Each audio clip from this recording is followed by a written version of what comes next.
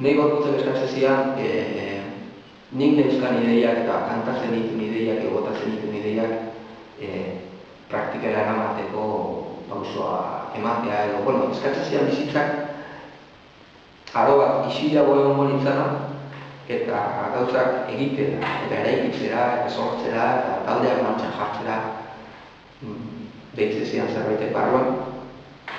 Eta pixkat hortan saiatu naiz 12 urte hauetan. Eta aldi beren uste saiatu nahi zela ikasten, entzuten, irakurtzen, irikita baten denari. Irikita baten ez bakarrik ideia progresiste, baizik da baita ere ideia kontserbadore. Eta galdetzen baina kontserbadoreetatik zer da bat ikasten. Zertan da bat hasi. Inglaterrako kontserbadoreek eta Espainiakoek eta estatu batuetako ultrakontserbadoreek. Zergatik dioten zertan da bakarra zela. Eta religioak eta budismoak eta kristautasuna eta beste alde baitera ezker muturrekoak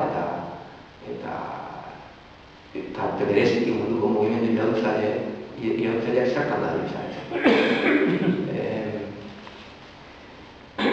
Nik uste pixkat errebindikatzen dut hori, eta nire ikasleekin ez saiatzen ez lantzen, askotan gure familia ideologiko txiki hortan egiten dugu bizitza osoa.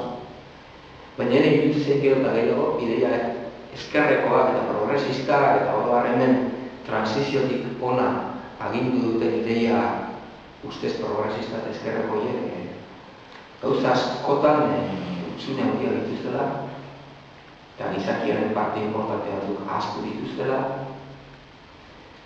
eta, bueno, irikitatuko garaia dela eta alde guztietatik ikasteko.